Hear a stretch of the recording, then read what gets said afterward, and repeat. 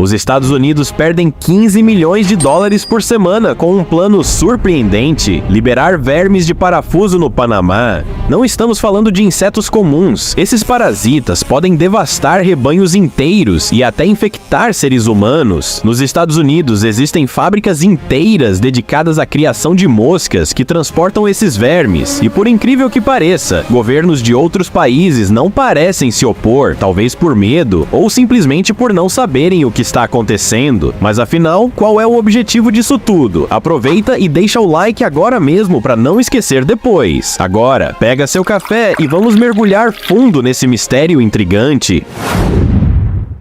A estranha fábrica que cria milhões de moscas carnívoras por semana. Chame como quiser, fazenda, fábrica ou planta industrial. Mas o fato é que este lugar é onde moscas são cultivadas em massa. A primeira instalação desse tipo surgiu em Mission, Texas, e produzia impressionantes 200 milhões de moscas por semana. As estrelas desse processo bizarro são as temidas moscas varejeiras, conhecidas por se alimentar de carne viva. Sim, exatamente como você imaginou. E criar esses insetos em larga escala se revelou um verdadeiro pesadelo logístico e, claro, um desafio bem nojento. No começo, os cientistas do Departamento de Agricultura dos Estados Unidos precisavam alimentar as larvas com uma mistura de carne moída e sangue quente. No entanto, carne de qualidade era cara, então passaram a testar alternativas mais baratas: baleia, cavalo, pulmão de porco e até carne de nutria, um roedor agressivo que na época estava invadindo o estado da Louisiana. Em 1962, as larvas da fábrica de Mission devoravam 108 toneladas de carne e 10 mil galões de sangue por semana. Agora, imagine só a logística de manter tudo isso em operação.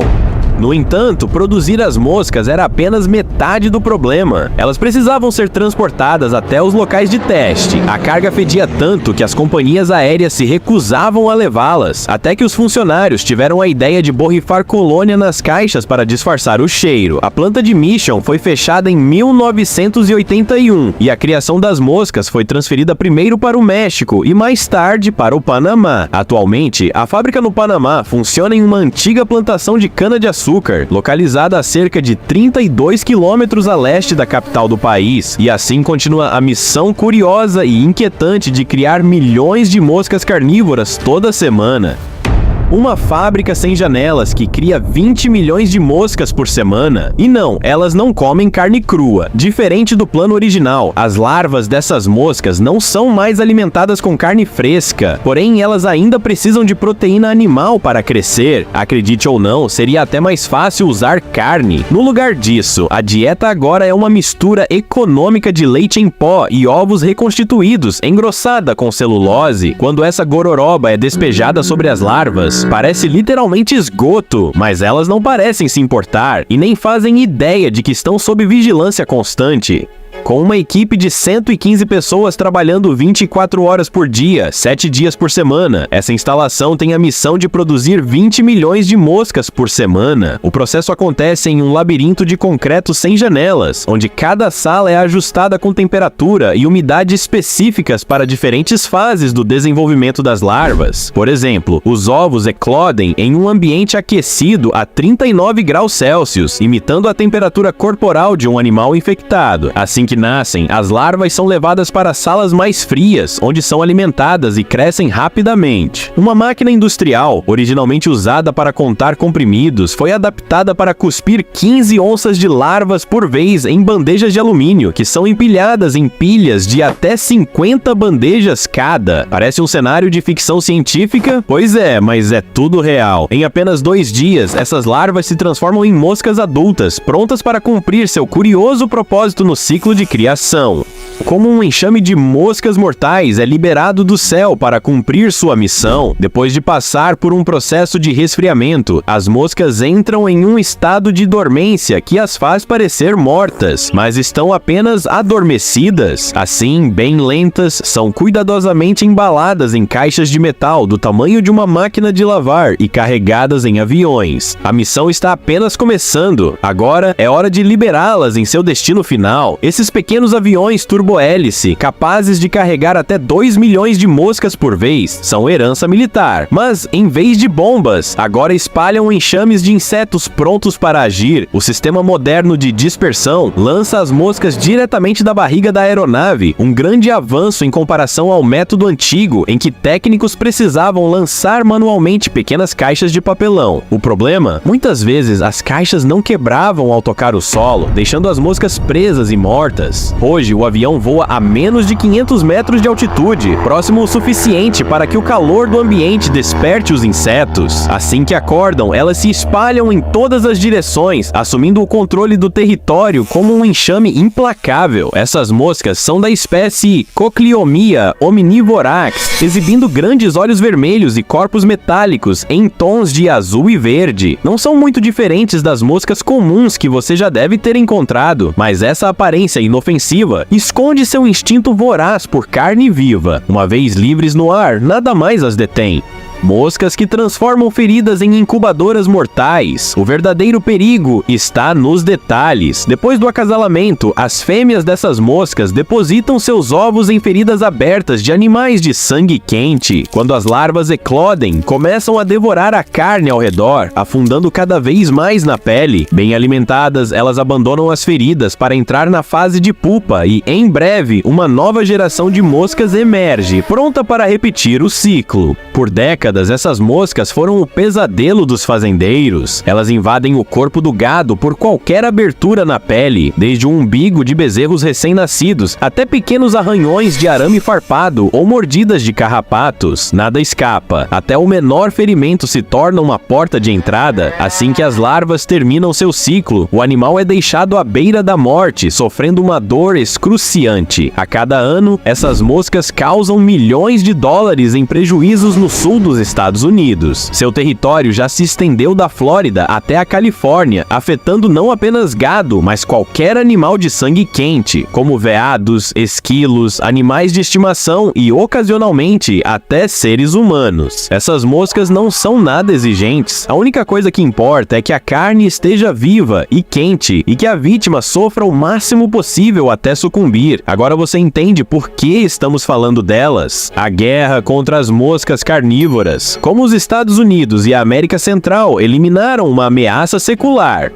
Por milhares de anos, moscas varejeiras e suas larvas vorazes eram um pesadelo inevitável na América. Onde havia calor e comida, lá estavam elas. Erradicá-las parecia impossível, afinal, como eliminar insetos que estão sempre por perto? No entanto, nos anos 1950, fazendeiros americanos decidiram que era hora de imaginar um mundo sem essas pragas. Com a pressão dos criadores, o Departamento de Agricultura dos Estados Unidos entrou em ação, lançando uma das campanhas de erradicação mais ousadas da história. O plano começou nas Ilhas Santel, perto da costa da Flórida, onde os cientistas soltaram machos de mosca, mas não qualquer macho, eles eram estéreis. No início, nada aconteceu, porém com lotes subsequentes liberados em novas áreas da ilha, algo extraordinário aconteceu. Em poucos meses, todas as moscas desapareceram. Esse sucesso deu início a um projeto silencioso, mas revolucionário, que transformou a vida de fazendeiros e animais por toda a América do Norte. Em 1957, o governo americano lançou uma campanha oficial para erradicar essas moscas a leste do rio Mississippi. 2 anos depois, com a vitória garantida nessa região, fazendeiros de estados como Texas, Louisiana, Novo México e Califórnia exigiram que a campanha se expandisse para suas áreas também.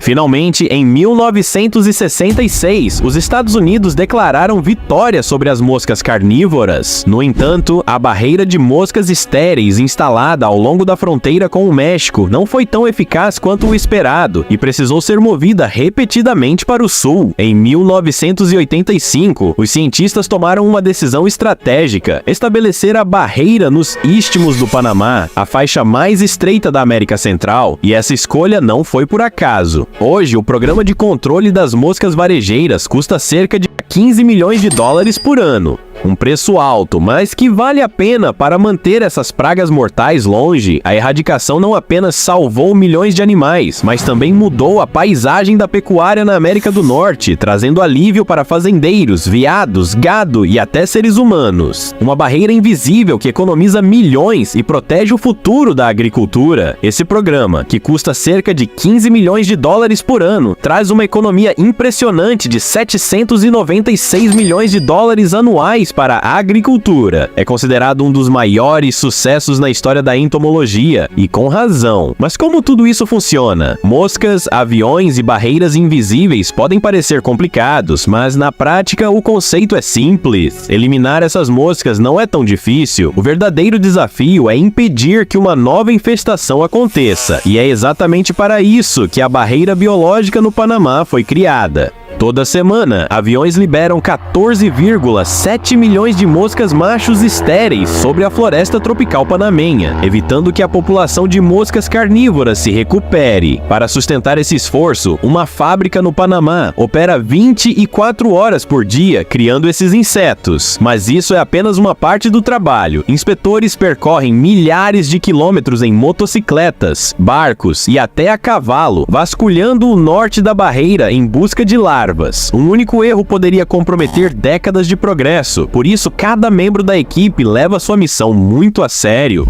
Essa barreira transcontinental está ativa há mais de 50 anos e é mantida por um motivo prático: dinheiro. A decisão de posicionar a barreira nos estreitos istmos do Panamá, em vez de ao longo da fronteira dos Estados Unidos com o México, foi puramente econômica. Controlar as moscas ali custa muito menos do que tentar manter uma barreira ao longo dos 3.200 quilômetros de fronteira entre os Estados Unidos e o México. Ao garantir que as moscas carnívoras não retornem, o projeto protege não apenas a agricultura, mas também milhares de fazendas e animais por todo o continente. Os cientistas desenvolveram uma estratégia engenhosa para combater a mosca da carne: esterilizar os machos, aproveitando que as fêmeas acasalam apenas uma vez na vida. Assim, ao cruzarem com machos estéreis, não deixam descendentes e a população colapsa. Embora eficaz, erradicar a mosca completamente é impossível devido à sua ampla distribuição pela América do Sul e à necessidade de cooperação entre vários países. Nos Estados Unidos, a barreira de controle foi instalada no Panamá, uma localização estratégica e mais barata que proteger toda a fronteira com o México. Em 2016, uma falha mostrou o risco desse sistema. Moscas chegaram às Florida Keys, infestando cervos. A crise foi contida rapidamente com a liberação emergencial de moscas estéreis, mas a origem da infestação permanece um mistério. A operação, que envolve fábricas, aviões e monitoramento constante, continua sendo essencial. Graças a esse esforço contínuo, os Estados Unidos evitam perdas agrícolas e ecológicas, demonstrando que a combinação de ciência, estratégia e recursos financeiros é a chave para manter essa praga sob controle. Então, no fim das contas, por que os Estados Unidos continuam despejando milhões de moscas estéreis sobre o Panamá?